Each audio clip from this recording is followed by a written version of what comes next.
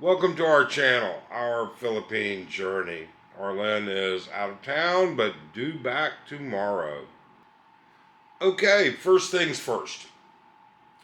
If you're offended by misogynistic tendencies, if you're offended by adult situations, you shouldn't be here, and quite frankly, you should have gotten the drift from the thumbnail to begin with. That being said, it's important for you to understand that, yes, we owned a topless bar. That's ex-wife number 2 and I owned a topless bar, not Arlen and I. This goes back several years. That was not my career. I spent 40 years in private and public medicine and also various business ventures, of which this was one of them. It was an investment. So, I got all these emails from people wanting to hear stories about the bar and what it was like to actually own a gentleman's club. Isn't that a unique name, gentleman's club? Huh. Let's call it what it was. It was a topless bar. Well, I think you can't do anything without telling the story about Boner Boy. Boner Boy was one of my managers. One of our managers. We inherited Boner Boy from the previous ownership. He was quite the character. He was a ex-sheriff's deputy from California who was actually a Maricopa County Sheriff's deputy, or reserve deputy, later on after we sold the bar. He was actually ended up becoming an instructor at the Maricopa County Sheriff's Department. Either way, Boner Boy was the son you're glad you never had. And I don't mean that in a derogatory fashion. It's just the truth. Boner Boy was not an attractive guy, although he had a very wicked grin, an incredible sense of humor. And this guy had the gift of gab like there was no tomorrow. In addition to that, Boner Boy would give you the shirt off his back. He was one of those people that you think you might be, but you know he is. He is just totally selfless. Completely. He wouldn't, if all he had was 50 cents to his name and you needed it, he'd give it to you. And he was incredibly honest. Well, my first real introduction to understanding Boner Boy and how he got his name. His real name, his bar name was Ray. And Ray was one of the night managers. And shortly after we bought the bar, about, I don't know, maybe 2 weeks or 3 weeks after we had bought it, we were still getting the hang of trying to figure out the books, the revenue, the receipts, everything that goes along with it. And so it wasn't uncommon for me to come in on a Saturday night at closing, 1 o'clock in the morning, and close out everything so that I could get started on the books and try and understand where I was. So here it is, 1 o'clock in the morning, we're shutting down. And by law, there are procedures that we have to make sure are taken care of. In Maricopa County, there are procedures. or were. Those procedures, one of the most important of those procedures, actually coincides with a safety issue. And that is any girl that works at the bar, whether she was a hostess, a waitress, a dancer, a bartender, any of them were not allowed by law to leave the bar with a customer. Well, you got to kind of watch that. You know, they've been drinking all night with customers. So they were escorted by our doorman to their vehicles or to their corresponding ride. If it was their friend that picked them up, great. The boyfriend, girlfriend, whatever friend, you know, their Thursday night flavor of the month, whatever. So it takes a while to close out the bar. It takes about 35, 40 minutes to clear out the bar. Because as the girls are being escorted out, where the bar staff is prepping the bar, checking the inventories, preparing everything, putting away the tables, not the tables, but the chairs and everything, so that it's easy for the cleaning crew to get in and vacuum and dust and do whatever. During that course of time, you're sitting around waiting, I need to pee. Now, there are two restrooms. There is a men's room, you know, urinals, a couple stalls, a couple sinks, four sinks. And then there is the ladies' room. And the ladies' room is shared by the girls. And what happens is you know, it's right next to the men's room. It was, you know, the way it was designed. I wouldn't have built it like that, but that's the way it was. In fact, I would have given the dancers or the female staff their own restroom separate from the public. So, what was good was that the ladies' room, although it had been set up with two stalls, it had two stalls, two sinks, you know, general stuff. And the door was lockable. Okay. So the girls didn't have to worry about guys from the bar walking into the men's room. And quite frankly, the male employees, since we weren't throwing up all over the place or shitting on the floor, or pissing in the corner or whatever, it wasn't uncommon for us to use the girls' restroom at all. So the girls had the privacy, they could lock the door and be safe. So here it is, 1 o'clock in the morning, and my office is right across from the restrooms. And I need to take a piss. So I go and head to the girls' room.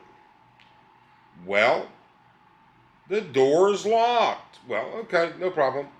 I go back into my office. About 10 minutes goes by, I go back. Door is locked. Huh, that's kind of weird. A couple more minutes goes by, the door is locked, and I knock on the door. Hey, who's in there? There's no answer. Knock a little harder. Hey, who's in there? It's me, I'm taking a dump, leave me alone. That's the answer I get back, and I know Ray's voice, it's Ray. Ray's in there taking a dump at 1:15 in the morning. Great. I'd like to get everybody out because I wanted to open up the safe. And our safe was a big, big safe, and it had two separate sections. A top section with one combination and a bottom section with another. All the big money for the week was in the bottom section. All right. Well, actually, for like every couple, 3 days. To make a long story short, time enough goes by. Hey, come on, Ray, get the fuck out of there. Leave me alone. I'm taking a shit. Oh my God. So I go and I grab my keys. I'm like, what the hell's going on? I grab my keys and I go to open the door. So I open the door. Now, if you can imagine, when you walk in to the restroom, there's a sink directly, several sinks directly opposite of you on that back wall. And there's a piece of glass back there. I don't know, it's about maybe 6 feet by 4 feet. Okay? You know, it's girls, they want to do their hair, stuff like that, whatever. I go and I grab my keys and I go to open the door. And I get the door open. And again, imagine the door opens about a quarter of the way. And all of a sudden it stops and Ray's head peeks up around it and says, "Look, I'll be out in a minute." Well, I can see in that mirror.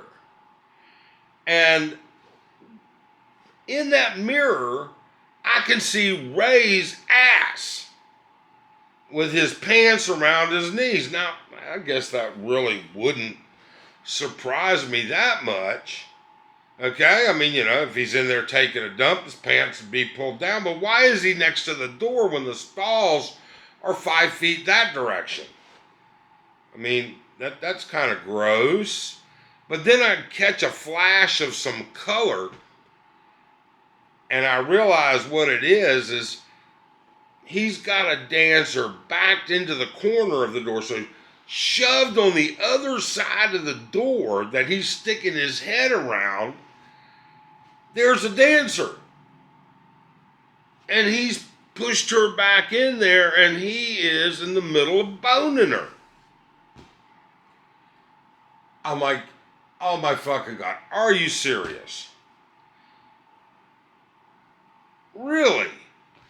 Ray, fucking unhook from that bitch and get your ass in my office now. I was gonna fire him. Honest to God, I was going to fire him. I mean, you know, I'm just not gonna deal with that kind of shit. Come on. I mean, I could lose my liquor license if by chance liquor board was on site and walked in and there was sex happening. Literally, I would have lost my liquor license.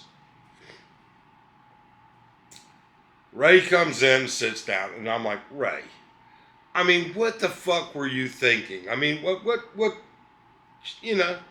And he said, look, Mike, I'm really sorry.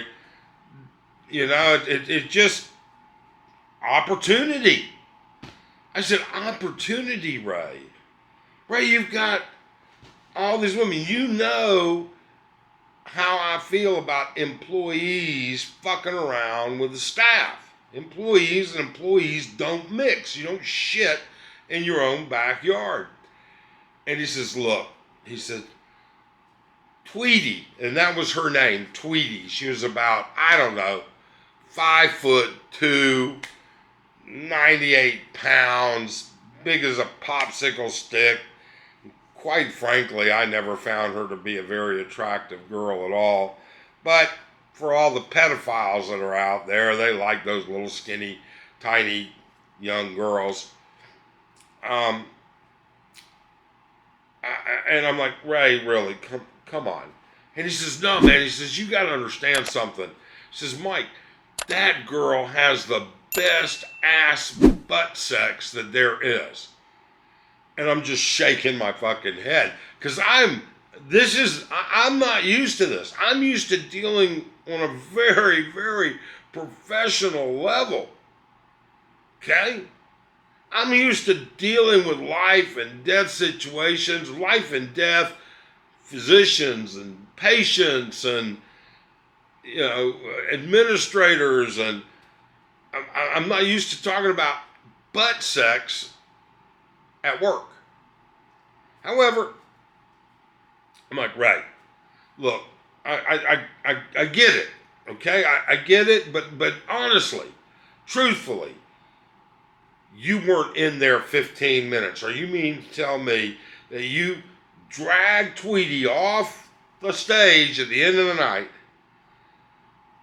got her into the girls' room, and within 15 minutes, you talked her into ass sex. All right? I mean, really? And you got it in there. I mean, she's not a big girl. Ray said, oh, piece of cake. I've done it before. He says, what you do is you get them in there. This is no lie. I cannot make this shit up. This is exact. I mean, if it's not word for word what he said, it is almost word for word. He says, I got her in there, kissed her a couple times, pulled her little thong down, bent her over, pulled her sideways to the wall, pushed her up against the wall where the liquid soap dispenser is. You know there's liquid soap, you and wash your hands. And then, okay? Pulled her up to the side of the wall where the liquid soap dispenser is, and greased her ass up with liquid soap, and it slides right in. Works all the time. And I am shaking my head in disbelief. Well, at that point, I don't even know what to do. On the one hand, I'm ready to fall out of my chair laughing. On the other hand, I'm like crying in disbelief that I could have lost my liquor license. So I just didn't know what to do. So I said, you know what? Sunday morning, meet me here at 11 o'clock tomorrow, and we'll figure out what we're going to do. Because my normal routine would have been to drop by most every Sunday and do whatever I needed to do with the books before the books made it to the CPA. That's how Boner Boy got his name. I named him that. My ex-wife named him that. And quite frankly, this guy, who was not an attractive guy, got more girls than I have ever seen anybody get. The most unique part of it was he got some beautiful girls. Now, he didn't care. Ugly women need love too. That's what he used to say. Fat girls need love too. That's what he used to say. Okay? But his ability to talk shit was just beyond anything I've ever heard yet, even to this day. But that's how the story of Boner Boy goes and how he got his name. Next time, maybe I'll tell you some more stories about Boner Boy, or we can talk about the Hells Angels, or we can talk about the time Vice Squad came in and shut me down. But one thing at a time. The next story, we'll see. Look, if you like it, if you were entertained by it, please give me a comment. Otherwise, I just don't know whether I'm offending more people than I'm entertaining by telling the stories. Subscribe, hit that thumbs up. I'm actually starting to grow the channel a little bit now. I really appreciate it. You guys have a great day and be safe.